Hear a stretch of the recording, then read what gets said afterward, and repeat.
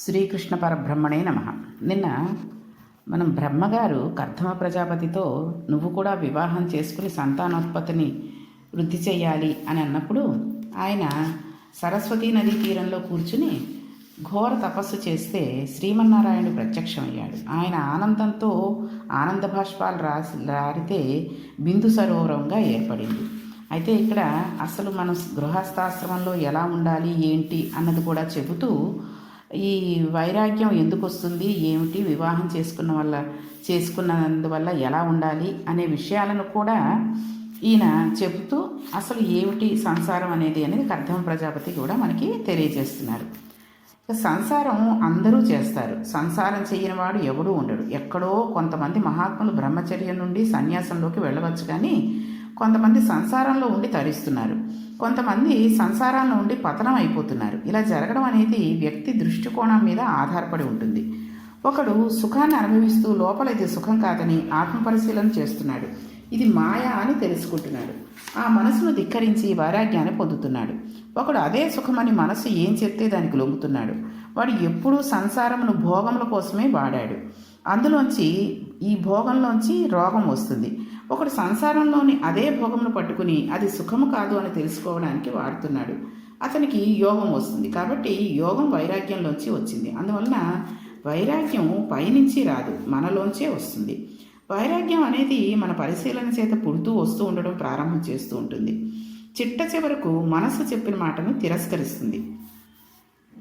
అప్పుడు గట్టి వైరాగ్య భావన నిలబడుతుంది. దీనికి కొందరు సంసారాన్ని ఆలంబనంగా చేసుకుని నడుస్తారు. కొందరు సంసారానందలి భోగాన్ని మగ్నమైపోతున్నారు.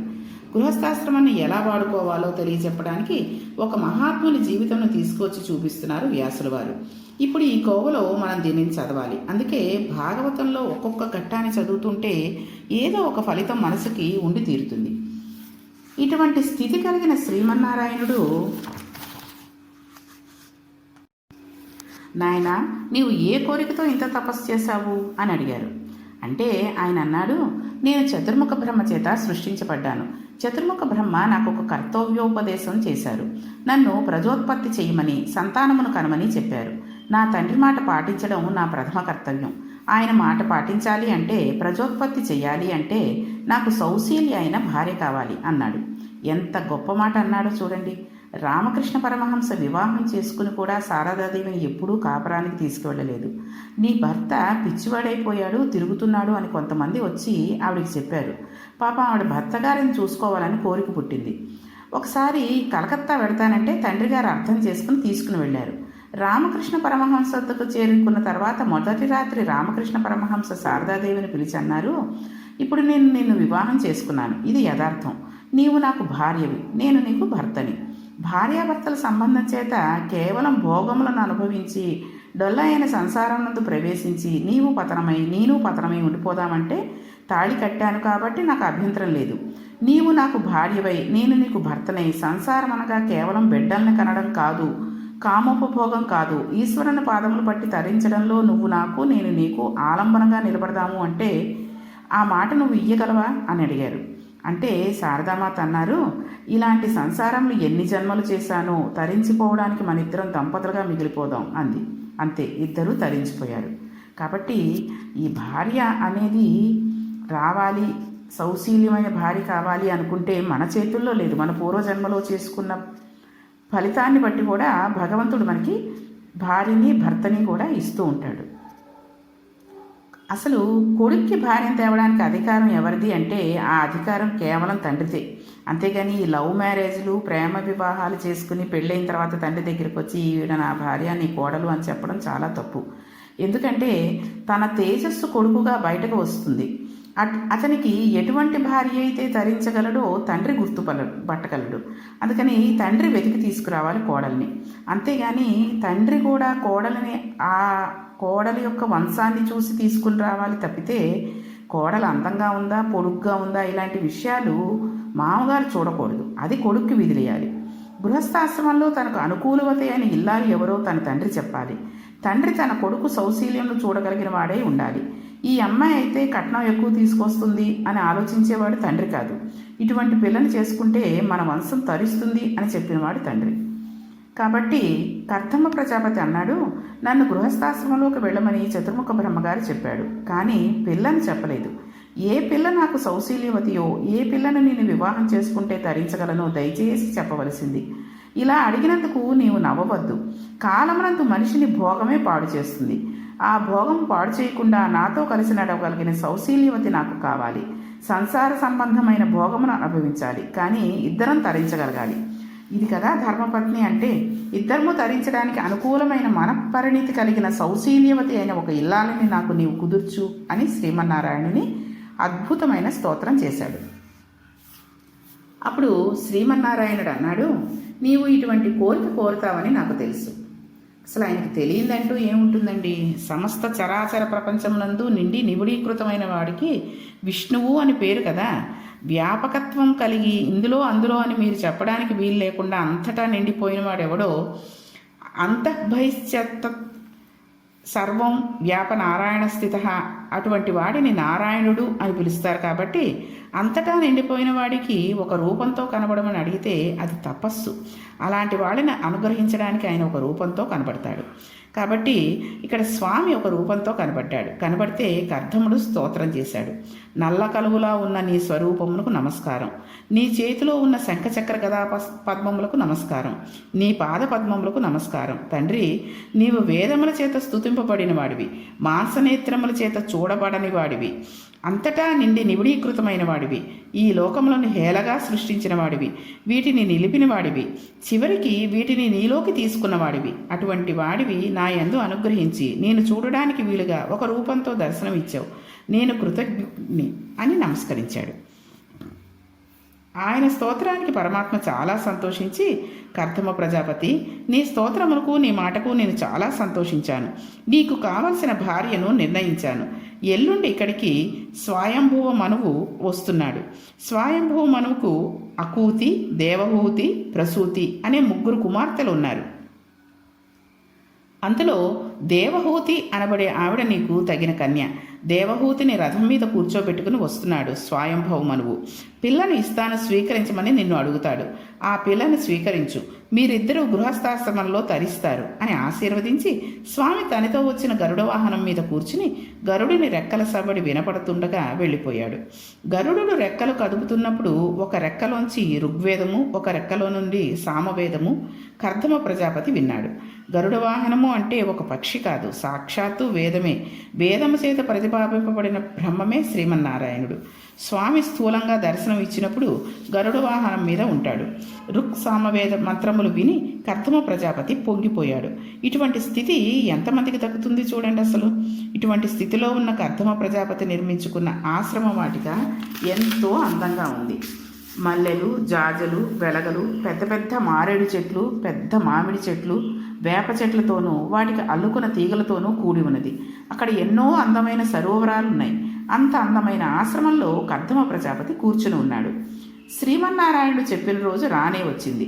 స్వయంభూ మనువు చేతిలో ధనస్సు పట్టుకుని రథం మీద తన భార్య అయిన శతరూపతోటి, తన కుమార్తె అయిన దేవహూతితోటి వచ్చారు. వచ్చి కర్దమ ప్రజాపతి దర్శనం చేశారు. కర్దమ ప్రజాపతి వయస్సులో చిన్నవాడు, స్వయంభవ మనువు పెద్దవాడు. కానీ జ్ఞానం చేత కర్దమ ప్రజాపతి పెద్దవాడు, స్వయంభువ మనువు చిన్నవాడు. అందుచేత కర్దమ ప్రజాపతి పాదములకు స్వయంభువ మనువు నమస్కరించి, అయ్యా, చతుర్ముఖ బ్రహ్మగారు మొట్టమొదట వేదమును తన నోటితో పలికి ఆ వేదమును వ్యాప్తి చేయడం కోసం తన సుఖమండలం నుండి బ్రాహ్మణులను సృష్టించాడు. అటువంటి ప్రజాపతులలో నీవు ఒకడివి. అటువంటి నీ పాదపద్మములకు వంగి స్వయంభువ మనువు నమస్కరిస్తున్నాడు అని నమస్కరించాడు. అప్పుడు కర్దమ ప్రజాపతి సంతోషించి అన్నారు, మహారాజా, నీ ధనస్సు చూస్తేనే భయం వేస్తోంది. అటువంటి రాజు తనకు చారులైన వారు రాజ్యంలో జరుగుతున్న విశేషములు చెబుతారులే అని ఎక్కడో రాజధానిలో కూర్చుని ఉండకూడదు. భూమండలం అంతా పర్యటిస్తూ ఉండాలి. ధర్మమును 4 చెరువులా స్థాపించడం కోసం ధనస్సు చేతపట్టి నువ్వు తిరుగుతున్నావు. నాకు చాలా సంతోషం కలిగింది. నీవు ఇంత ప్రయత్నపూర్వకంగా భార్యతో కుమార్తెతో కలిసిన ఆశ్రమానికి వచ్చావు అంటే నువ్వు చెప్పవలసినది ఏదో ఉందని నేను అనుకుంటున్నాను. అది నువ్వు నిర్భయంగా ప్రకటముగా చెప్పవచ్చు. నీకేమీ బెంగలేదు అని చెప్పాడు.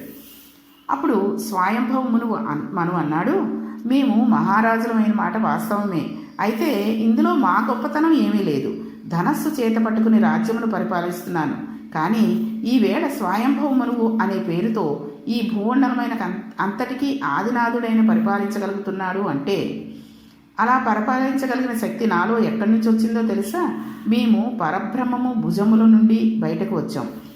భుజములు శక్తి కేంద్రములు. అవి కార్యం చేస్తాయి, కర్మ చేసేవి. లోకరక్షణ చేతులతో చెయ్యాలి. బాహురాజాన్య కృత. అందుకని మేము ఈశ్వరుని బాహువుల్లోంచి వచ్చిన వాళ్ళం. ఇది నా గొప్పతనం కాదు, ఈశ్వరుని అనుగ్రహం వలననే నేను రాజ్యమును పరిపాలించి రక్షించగలుగుతున్నాను. అందుకే మమ్మల్ని భుజములలో నుండి సృష్టించారు. నాకు 3 కుమార్తెలు. అందులో ఇప్పుడు నాతో వచ్చిన పిల్లను దేవహూతి అని పిలుస్తారు.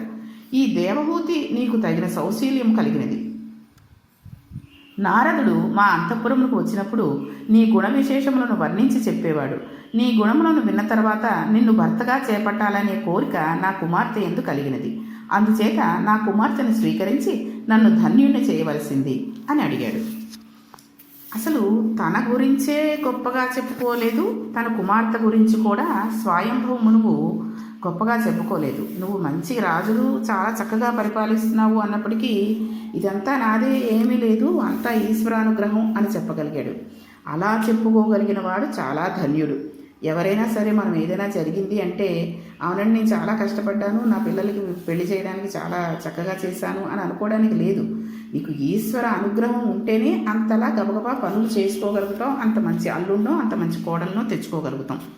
కాబట్టి అలాగే ఈ దేవహూతి గురించి కూడా అతను గొప్పగా చెప్పుకోలేదు. యథార్థానికి దేవహూతి మహా సౌందర్యవతి. అంత అందగత్త అయిన తన కూతురి బాహ్య సౌందర్యం గురించి ఆయన చెప్పలేదు. నారదుని వలన ఆమె నీ గుణములు విన్నది, నీవు ఏమిటో ఆమెకు తెలుసు, నీకు భారీగా ఉంటే ఎలా ప్రవర్తించాలో ఆమెకు తెలుసు. నీ గుణములు విని ఆమె ఉప్పొంగిపోయింది, అందుకనే ఆమెని నీకు భారీగా కావాలని అనుకుంటోంది అని చెప్పాడంతే. కాబట్టి ఆమెను భారీగా స్వీకరించు అని చెప్పాడు. అయితే దానికి అప్పుడు కర్థం ప్రజాపతి అన్నారు, నీ కూతురి సౌందర్యం ఏమిటో నాకు తెలుసు. ఒకనాటి రాత్రి పౌర్ణమి చంద్రుడు ప్రకాశిస్తూ ఉండగా నీ కుమార్తె కాళ్ళకు అందలు పెట్టుకుని అంతఃపురం దగ్గర ఉన్నది సరోవర ప్రాంతంలోని ఉద్యానవనంలో తన చలికత్తలతో కలిసి ఆడుకుంటూ ఆమె అక్కడ నిలబడి కాలితో భూమిని రాస్తోంది.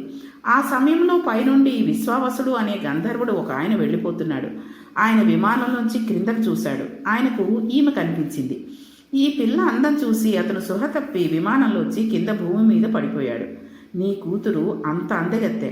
నువ్వు ఈ సంఘటన చెప్పలేదు, బాహ్య సౌందర్యం చెప్పకూడదు కాబట్టి నీవు దాచావు. ఆమెకు ఆ సౌందర్యం లక్ష్మీదేవి అనుగ్రహం చేత వచ్చింది. కన్యాదానం చేసేటప్పుడు ఆడపిల్లను లక్ష్మిగా చూస్తారు. లక్ష్మిగా చూసి తామర పువ్వులో తీసుకువస్తున్నామని మేనమామలు ఆమెను బుట్టలో పెట్టి తీసుకొస్తారు. అప్పుడు మేనమామలకి బట్టలు పెట్టి పంపిస్తారు. అలా కూర్చోబెట్టిన తర్వాత కన్యాదాత వరుడి యందు నారాయణుని చూసి తాను తరించిపోయి పళ్ళెల్లో వరుడి కాళ్ళు పెట్టి తన భార్య నీళ్లు పోస్తుండగా వరుని కాళ్ళు కడిగి ఆ జలమును తన మీద ప్రోక్షణం చేసుకుంటాడు.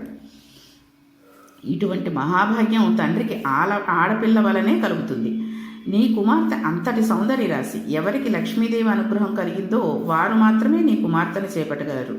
నా యందు లక్ష్మీదేవి ప్రసన్నురాలయ్యింది, అందుకే నాకు ఇటువంటి భార్యనిచ్చింది.